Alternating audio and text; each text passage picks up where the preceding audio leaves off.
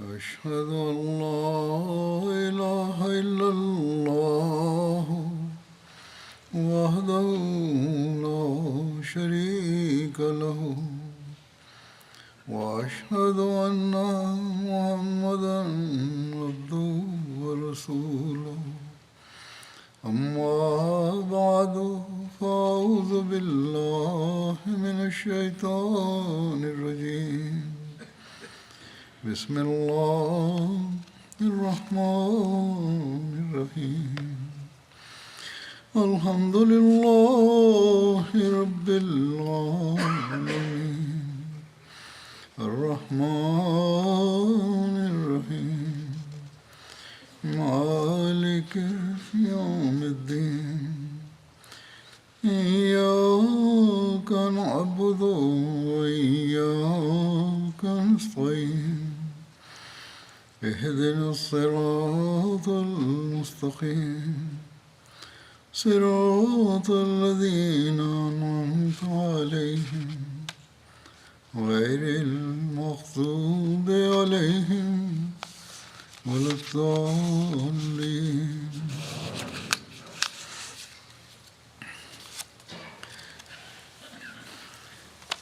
आज भी Aujourd'hui, j'évoquerai de nouveau des événements ayant eu lieu dans la foulée de la bataille de Badr et ayant trait à la personne du saint prophète Mohammed sallallahu alayhi wa sallam.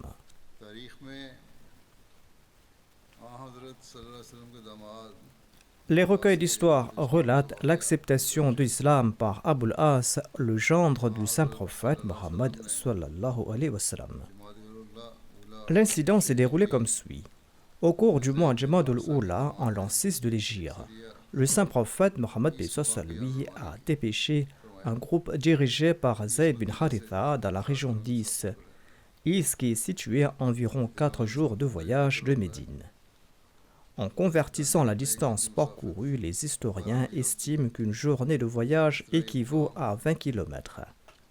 Par conséquent, ce lieu se trouvait à environ 77 km de Médine. Voici quelques détails sur cette expédition. Le saint prophète Mohammed sallallahu alayhi wa sallam a dépêché Zayd bin Haritha de Médine avec 70 compagnons lors du mois de Jamad al-Oula en l'an 6 après l'Hégire.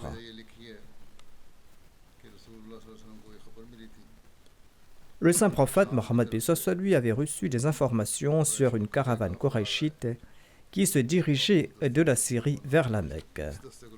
Sur ce, le saint prophète lui a envoyé cette expédition dans le but de contrer cette caravane dont les profits auraient été utilisés pour attaquer les musulmans.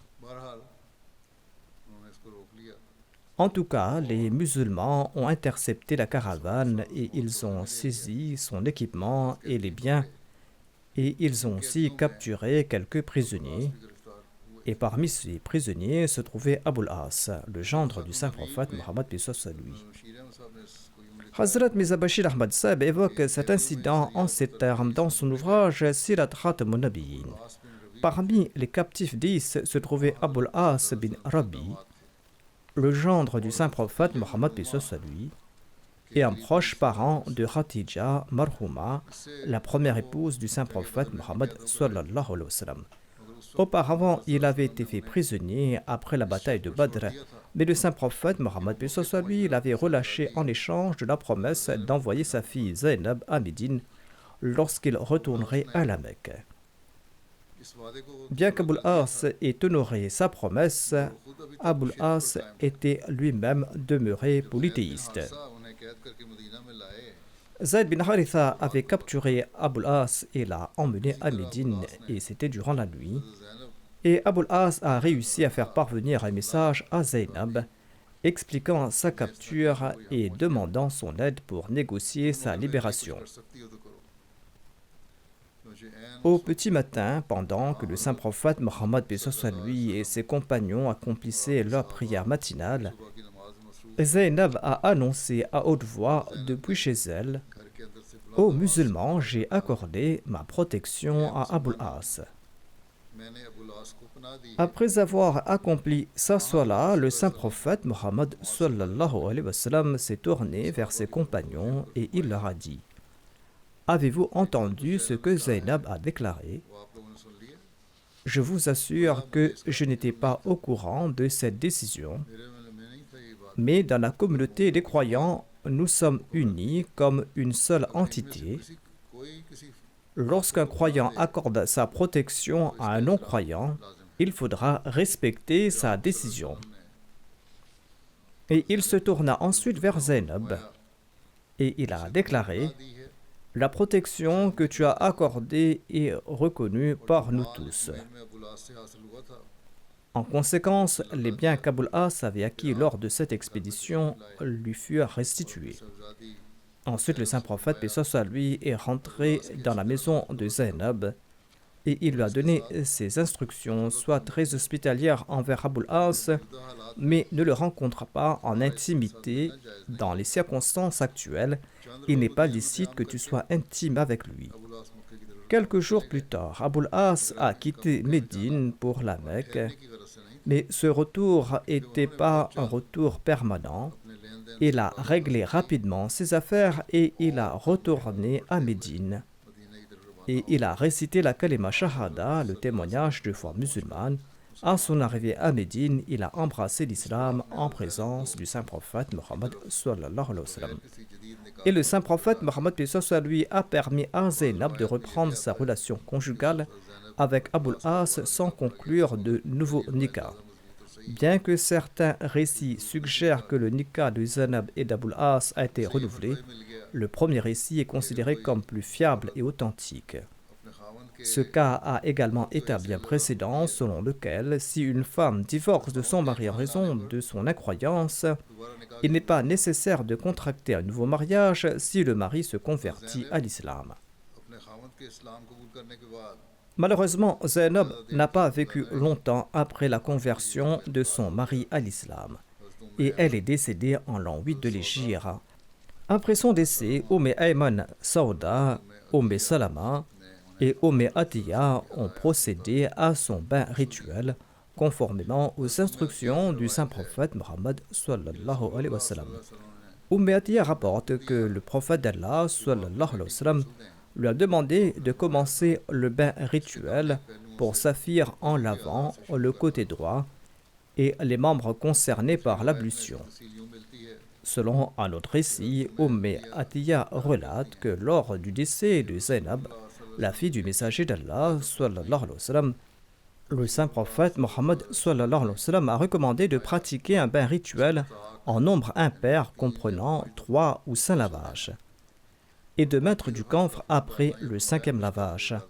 Et le saint prophète Mohammed paix soit sur lui a déclaré: prévenez-moi lorsque vous aurez complété le bain. Après le bain rituel, nous avons informé le saint prophète Mohammed paix soit sur lui.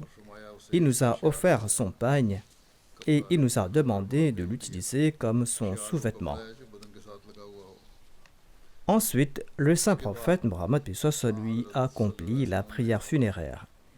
Il est descendu de la tombe et il a enterré sa fille. कब्र में उतरे और Zainab avait 2 enfants, Ali et Amama. Zainab ने औलाद में 2 बच्चे। Selon un récit, son fils Ali est décédé durant son enfance. रिवायत के मुताबिक Selon un autre récit, नहीं वफात। il aurait atteint l'âge adulte. दूसरी रिवायत के मुताबिक Ibn Asakir a écrit que Ali est tombé à martyr lors de la bataille de Yarmouk. यरमूक के मार्के में उन्होंने शहादत पाई। Ali chevauchait derrière le saint prophète Mohammed paix soit sur lui lors de la conquête de la Mecque. में उमामा के बारे में आता है। Amama, quant à elle, aurait été épousée par Ali après le décès de Fatima. निकाह कर लिया था।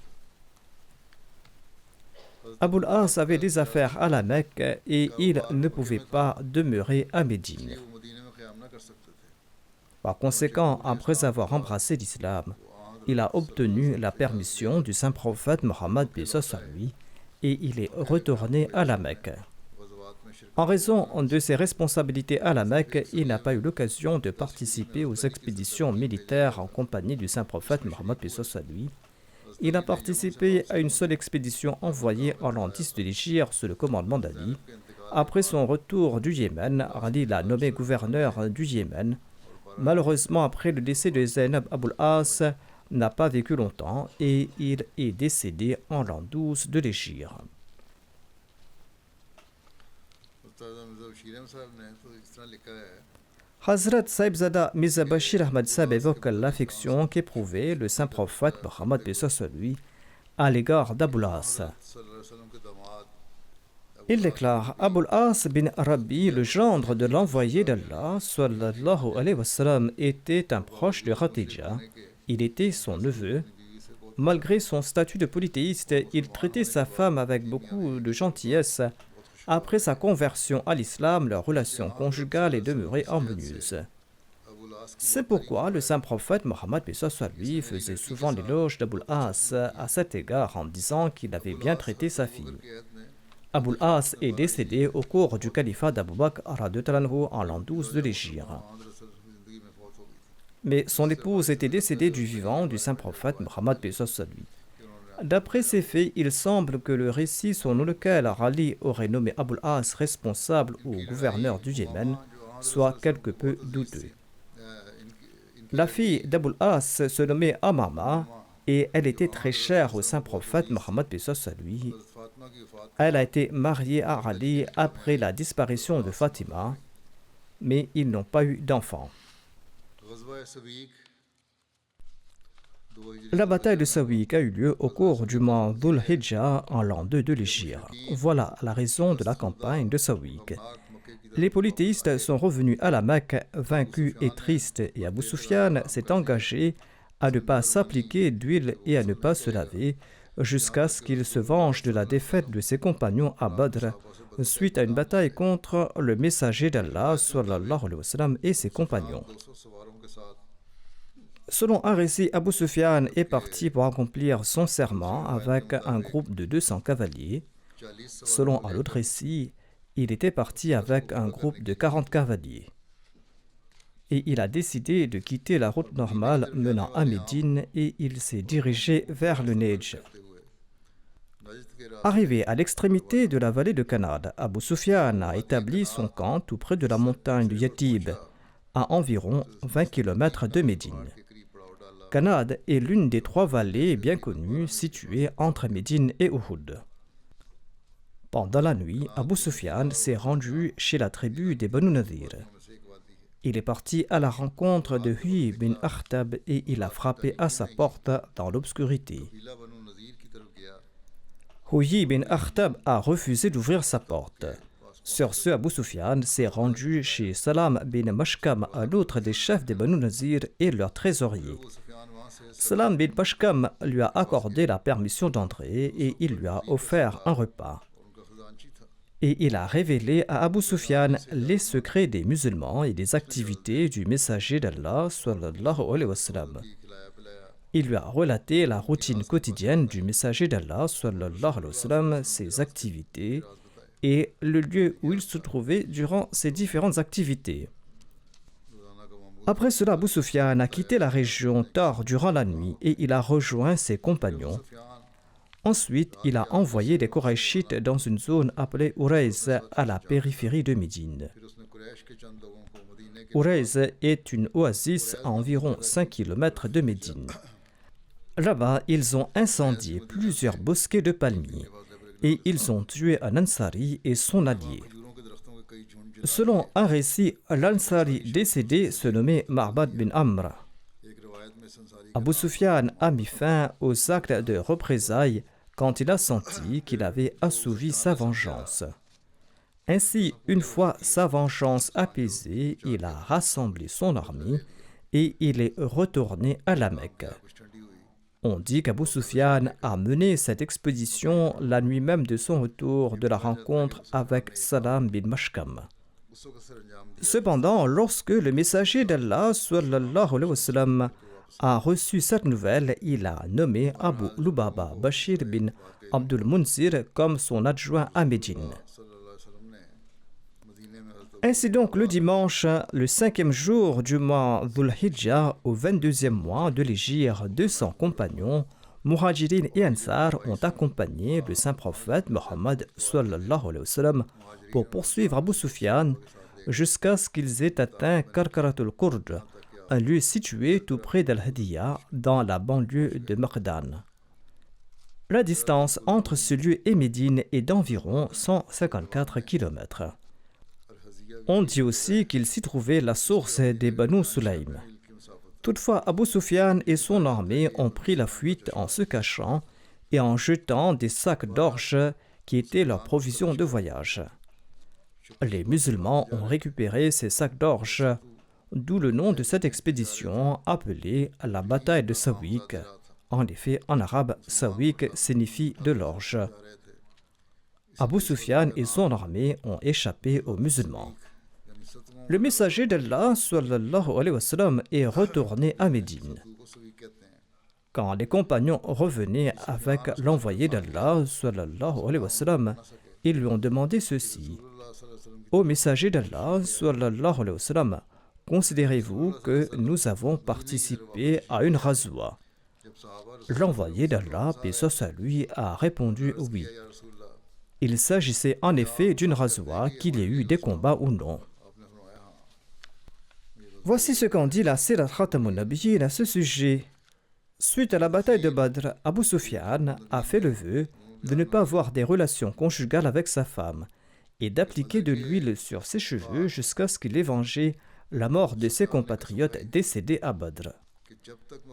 Ainsi, quelques mois après Badr, au cours du mois de Dhul Hijjah, Abu Sufyan est parti de la Mecque avec une force de 200 hommes armés des Qurayshites et il a atteint un endroit proche de Médine par la route du Neige.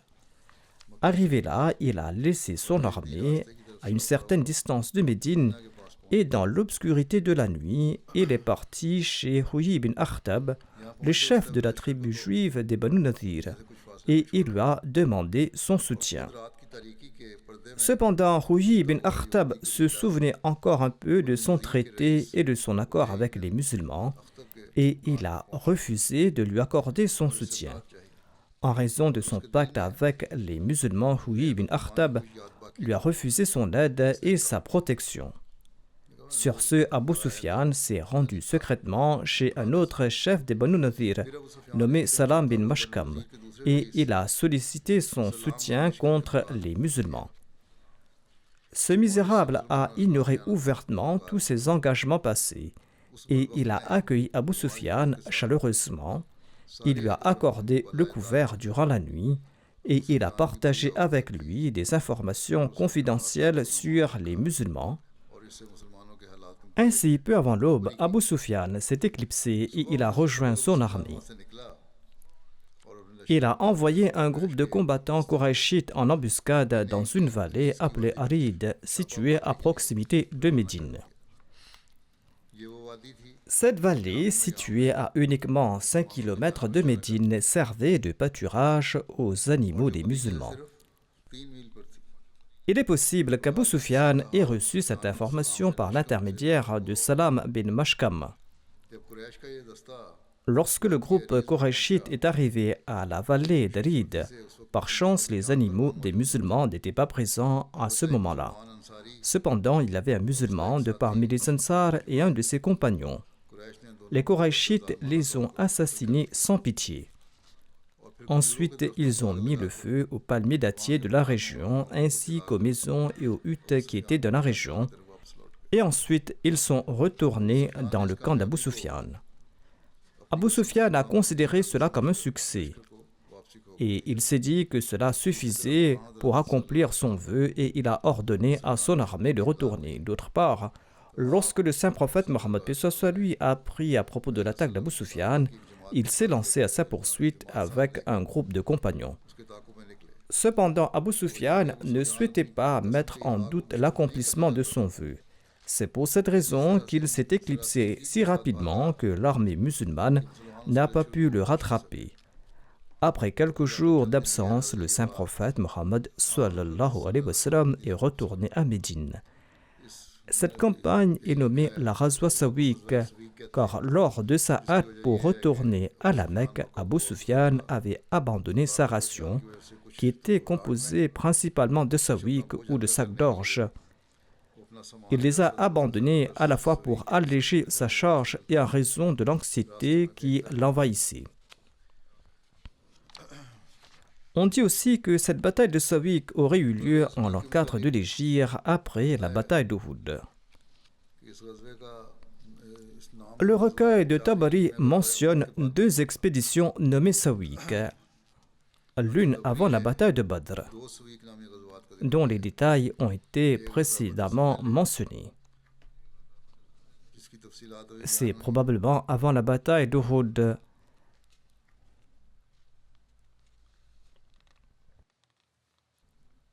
Il y aurait eu une autre expédition nommée Sawiq après la bataille d'Uhud. Cependant, cette expédition a été nommée Ghazwa Badrul Maw'id dans d'autres ouvrages de Sira, à l'instar de la Sira d'Ibn Hisham et de Subulul Huda. Je présente quelques détails sur cette expédition.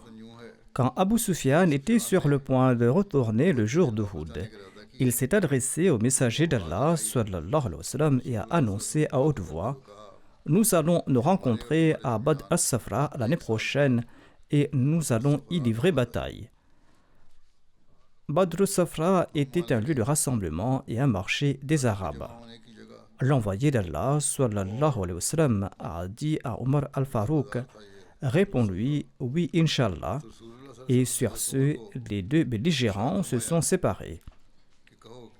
Ainsi, conformément à la promesse faite par le messager d'Allah sallallahu alayhi wa sallam à Abu Sufyan à l'occasion d'Uhud, le saint prophète paix soit sur lui est parti pour Badr l'année suivante. À son arrivée à Badr, il a passé 8 nuits en attendant Abu Sufyan.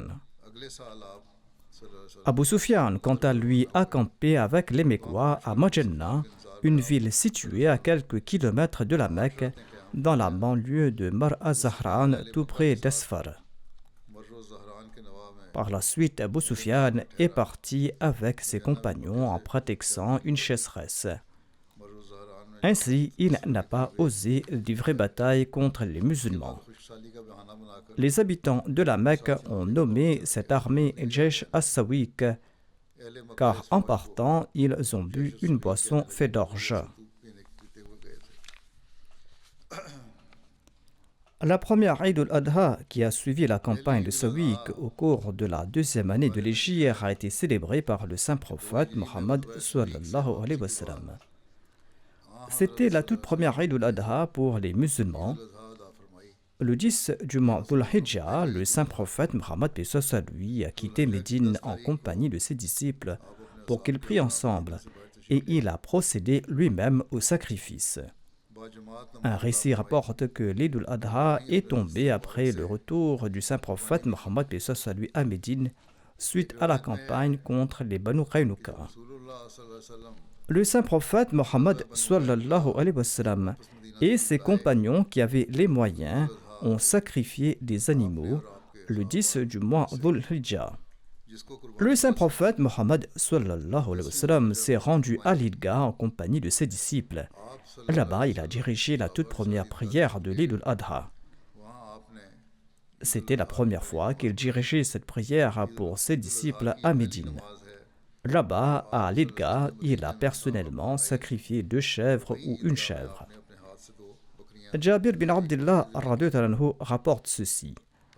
Après notre retour de la Ghazwa Banu Qaynuqa, nous avons sacrifié des animaux le 10e du mois Dhul-Hijjah. C'était le premier sacrifice effectué par les musulmans et nous l'avons accompli chez les Banu Salama.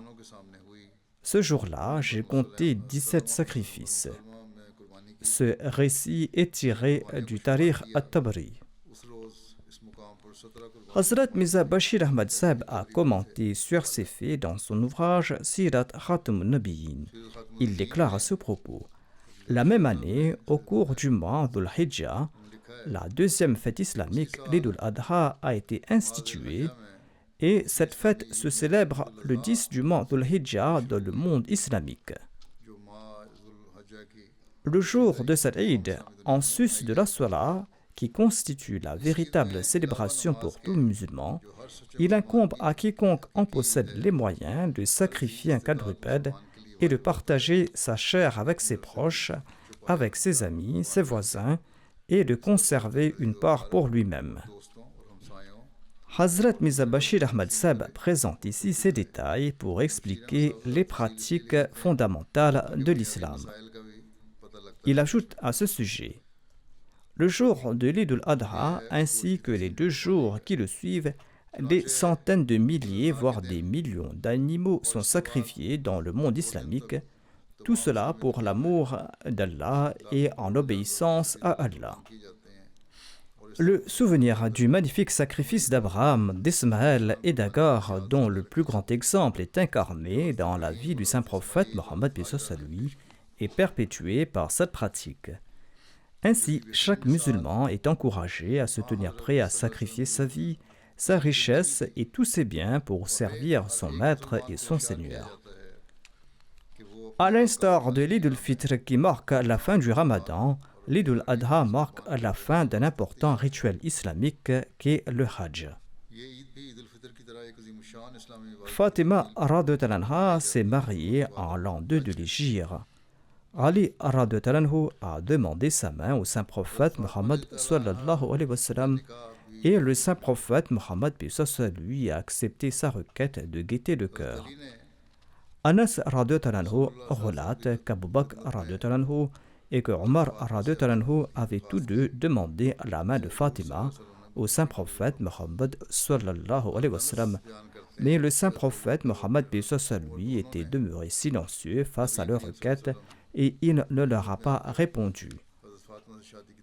Abu Bakr et Omar avaient fait leur requête en premier et Ali l'a fait plus tard, comme nous l'explique le récit suivant. Ali radhiyallahu anhu déclare: je me suis présenté au saint prophète Mohammed sallallahu alayhi wa sallam et je lui ai demandé la main de Fatima. L'envoyé d'Allah, paix soit lui, m'a répondu: possèdes-tu de quoi offrir comme dot? J'ai répondu: je possède un cheval et une cotte de maille. Le saint prophète Mohammed, paix soit lui, a répondu: tu auras besoin du cheval, tu peux vendre ta cotte de maille. Sur ce, dit Ali, j'ai vendu ma cotte de maille pour 480 dirhams afin de débourser le maher. Selon un récit, Ali radhiyallahu anhu avait vendu cette cotte de maille à Othman radhiyallahu anhu. Othman lui a payé le prix de la cotte de maille, mais il lui a aussi retourné l'armure. Ali déclare: j'ai placé cette somme dans le giron de l'envoyé d'Allah, paix soit lui. Il a pris une poignée de cet argent et il l'a offert à Bilal et a déclaré: achète-en un peu de parfum. Il a ensuite demandé à quelques personnes de préparer le trousseau de Fatima et on a préparé un lit et un oreiller de cuir empli d'écorce de dattier. Ainsi, l'on peut utiliser le hakmer à cet effet. Certains disent que le mariage a eu lieu et qu'ils ne paieront pas de hakmer. Cet exemple illustre que ces dépenses ont été couvertes par le hakmer. Selon un récit, le saint prophète Mohammed sallallahu alayhi wa sallam a déclaré au moment de conclure le mariage: mon Seigneur m'a ordonné de le faire. Après le départ de Fatima de la maison parentale, le saint prophète Mohammed lui a dit à Ali: quand Fatima sera chez toi, ne dis rien avant mon arrivée. Fatima est venue avec Ayman. Elle s'est assise dans un coin de la maison. Ali déclare que je me suis mis dans un coin. Ensuite, le saint prophète lui est venu et il a demandé: mon frère est-il présent? Ayman a demandé: votre frère, l'avez-vous marié à votre fille? Le saint prophète Mohammed lui a répondu: oui. Pareil mariage est permis dans le cas des cousins. En tout cas, Ali n'était pas son frère de sang. Le saint prophète Mohammed lui est entré et il a demandé à Fatima de lui apporter un peu d'eau. Fatima a apporté de l'eau dans un récipient. Le saint prophète Mohammed lui en a pris et a placé de cette eau dans sa bouche et a replacé l'eau dans le récipient. Ensuite, il a demandé à Fatima d'avancer. Fatima s'est avancée. Le saint prophète lui a aspergé le corps et la tête de cette eau et il a prié en ce sens: Allahumma inni a'idhuha bika wa dhurriyataha minash shaytanir rajim. Ô Allah, je la confie à ta protection, elle et ses descendants, contre Satan le rejeté. Ensuite, le saint prophète lui a demandé « Tourne-toi ». Elle s'est tournée et l'envoyé d'Allah lui a aspergé d'eau entre les épaules. Il en a fait de même avec Ali et il lui a dit « Va vers ta femme avec le nom d'Allah et ses bénédictions ». Ali relate que l'envoyé d'Allah, paix soit lui, a fait ses ablutions en puisant l'eau d'un récipient. Ensuite, il a aspergé Ali et Fatima de cette eau en prière. Allahumma barik fihima wa barik lahuma fi shamlihima. Oh Allah, bénis tous deux et bénis leur union. Aïcha et Salama relatent. Le messager d'Allah sallallahu alayhi wa sallam nous a ordonné de préparer Fatima radhiyallahu anha pour son mariage et de l'emmener à Ali. Et nous sommes partis à la maison et nous avons enduit les murs de la maison de la terre souple de la région de Badra. Ainsi, elles ont préparé la maison. Ensuite, nous avons rempli 2 oreillers de fibres de palmier dattier que nous avons cordés de nos mains. Ensuite, nous y avons mis des dattes et des raisins secs à manger et de l'eau douce à boire.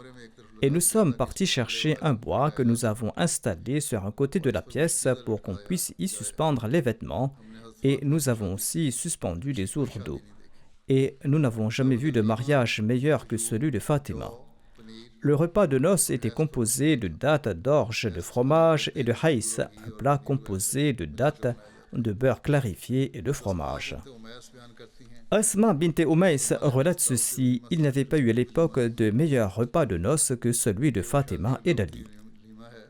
Ce mariage et ce repas de noces étaient des exemples de simplicité. Hazrat Mirza Bashir Ahmad Sab commente en ces termes sur le mariage de Fatima et de Ali dans son ouvrage Sirat Khatamun Nabiyyin. Il est important que je présente cet extrait ici parce qu'il s'y trouve des détails supplémentaires. Fatima était la plus jeune enfant du saint prophète Mohammed lui, né de son union avec Khadija radhiyallahu anha. Fatima était la préférée de l'envoyé d'Allah, paix soit lui, et en raison de son mérite personnel, elle était sans aucun doute la plus digne de cet amour. Elle avait plus ou moins 15 ans et elle avait commencé à recevoir des propositions de mariage. Abu Bakr radhiyallahu anhu était le tout premier à demander sa main, mais le saint prophète Mohammed lui s'est excusé. Ensuite, Omar a fait une proposition, mais sa demande n'a pas été acceptée par l'envoyé d'Allah, paix soit lui. Après avoir compris que le saint prophète Mohammed lui semblait préférer Ali, ces 2 hommes honorables l'ont encouragé à faire une proposition concernant Fatima.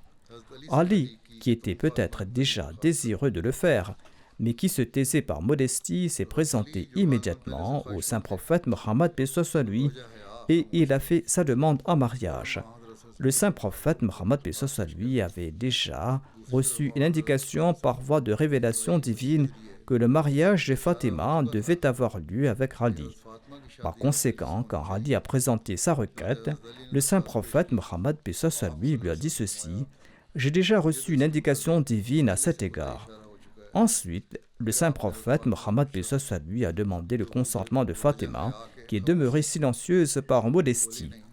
C'était là aussi une expression d'acceptation. Par conséquent, le saint prophète Mohammed a réuni une communauté de Muhajirin et d'Ansar et il a officiellement annoncé l'union d'Ali et de Fatima. Cet événement a eu lieu au début ou au milieu de l'an 2 de l'Hégire. Ensuite, le mariage a eu lieu au cours du mois Dhul Hijjah de la même année après la bataille de Badr. Le saint prophète Mohammed a fait venir Ali et il lui a demandé s'il avait quelque chose à offrir comme mère. Ali a répondu: « Ô messager d'Allah, je ne possède rien. » Le saint prophète Mohammed lui a répondu: « Qu'en est-il de cette côte de maille que je t'avais offerte ce jour-là, c'est-à-dire que je t'avais offerte parmi les butins de Badr ?» Ali a répondu: « Elle est en ma possession. » Le saint prophète a déclaré: « Cela suffira. » Cette côte de maille a été vendue pour 480 dirhams et le saint prophète lui a arrangé les frais du mariage à partir de ce montant. La dot que le saint prophète Mohammed lui a offerte à Fatima consistait d'un châle brodé, un coussin en peau qui avait été empli de feuilles de palmier dattier séchées et d'une outre d'eau. On relate aussi que le saint prophète, paix soit sur lui, avait offert une meule à Fatima. Une fois ces articles arrangés, il était nécessaire de se procurer un logement pour le couple. Ali vivait peut-être avec le saint prophète, paix soit sur lui, dans un appartement construit à côté de la mosquée.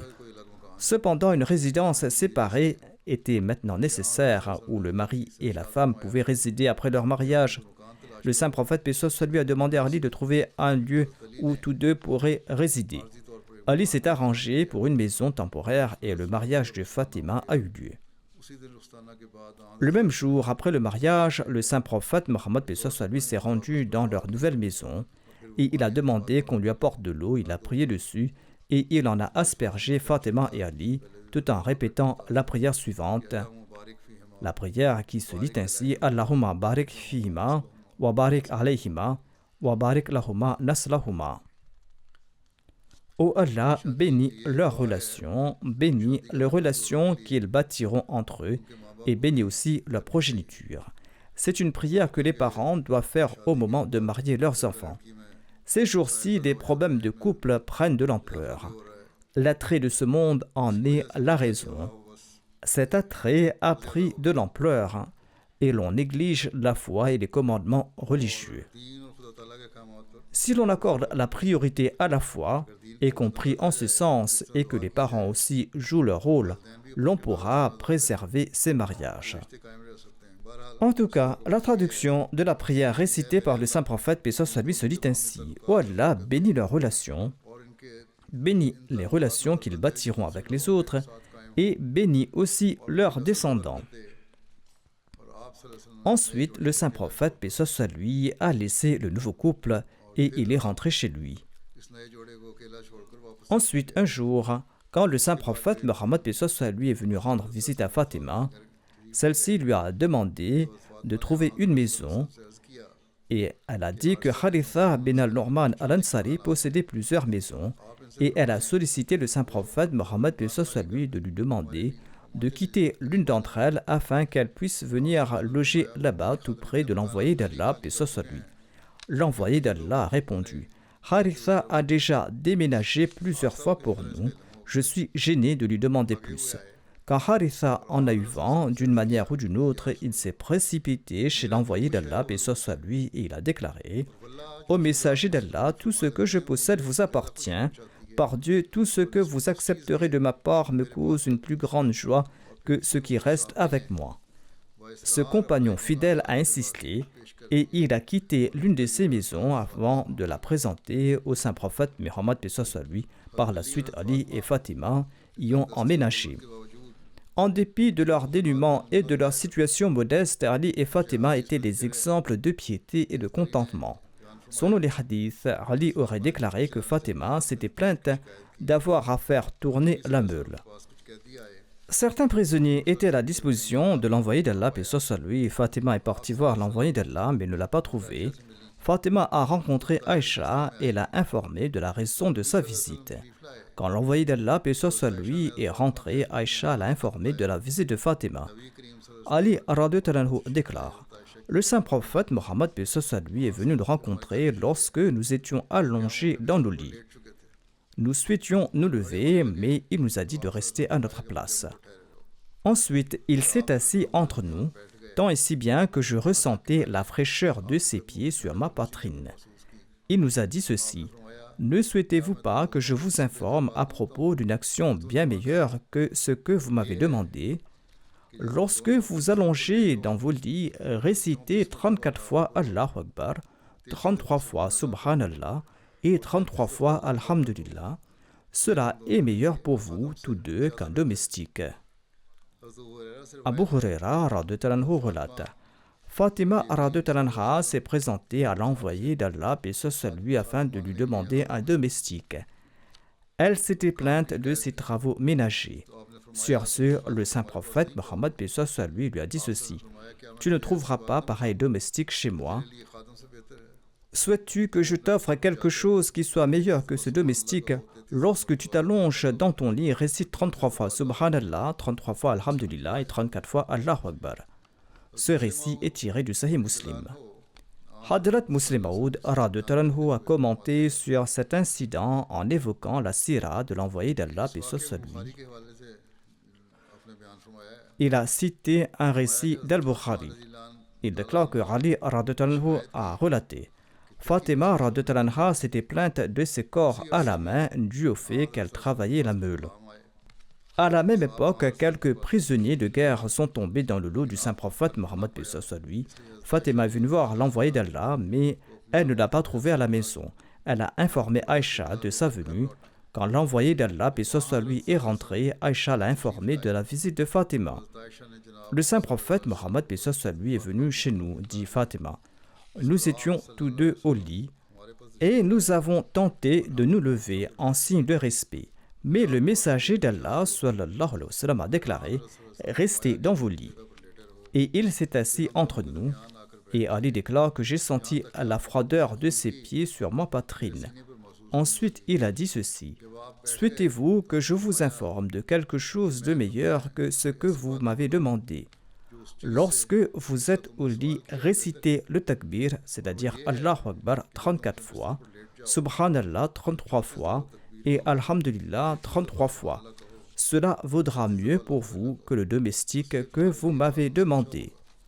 Hadrat Muslim Maud radhiyallahu anhu explique: cet incident démontre que le saint prophète Mohammed paix soit sur lui était très vigilant quant à la distribution des butins. En dépit du fait que Fatima avait besoin d'un domestique et que ses mains souffraient en raison de la meule, le saint prophète Mohammed paix soit sur lui ne lui a pas donné ce domestique. Au contraire, le saint prophète l'a encouragé à prier et à se tourner vers Dieu. S'il le souhaitait, il pouvait offrir un serviteur à Fatima, car il recevait ses butins pour qu'ils soient distribués parmi ses compagnons, et Ali pouvait y avoir droit. Fatima également y avait droit.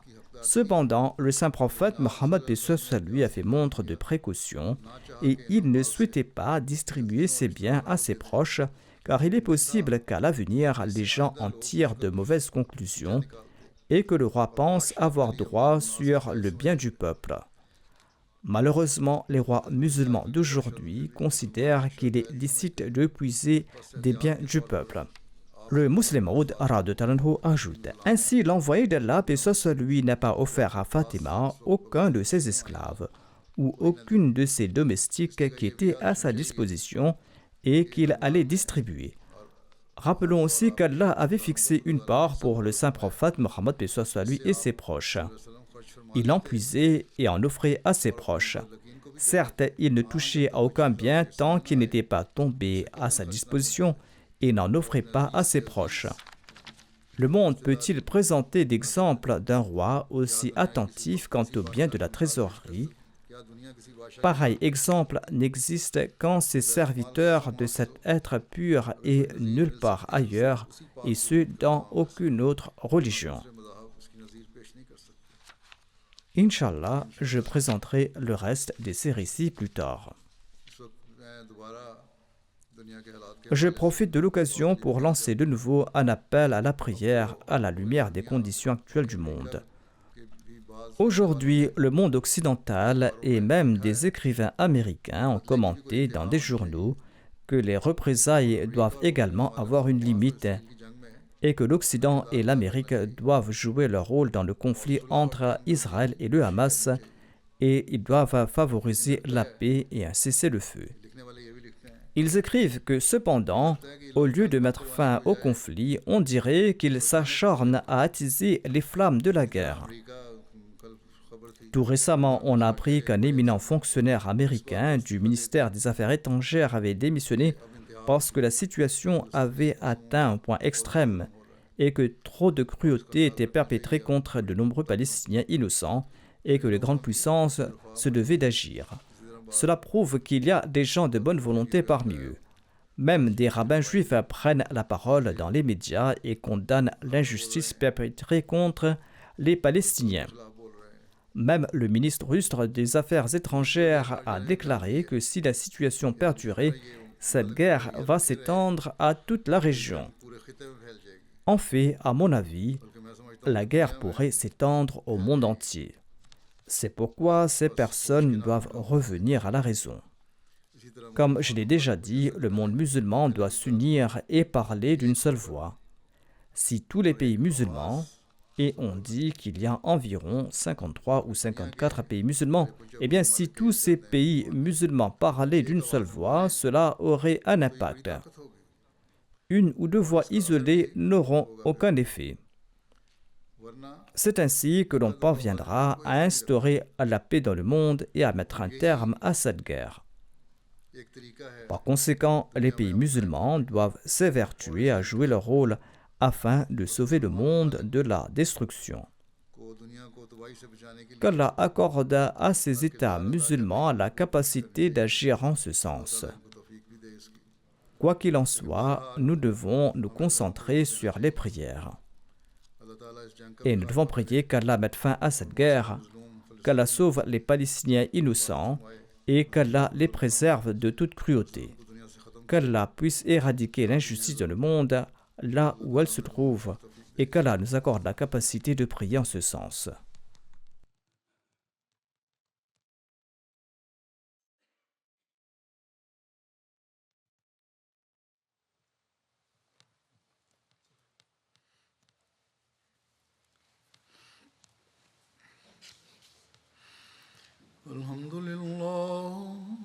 الحمد لله نحمده ونستعينه ونستغفره ونؤمن به ونتوكل عليه ونعوذ بالله من شرور أنفسنا ومن سيئات أعمالنا من يهده الله فلا مضل له ومن يضلل فلا هادي له ونشهد أن لا إله إلا الله ونشهد أن محمدا عبده ورسوله عباد الله رحمكم الله إن الله يأمر بالعدل والإحسان وإيتاء ذي القربى وينهى عن الفحشاء والمنكر والبغي يعظكم لعلكم تذكرون اذكروا الله يذكركم وادعوه يستجب لكم ولذكر الله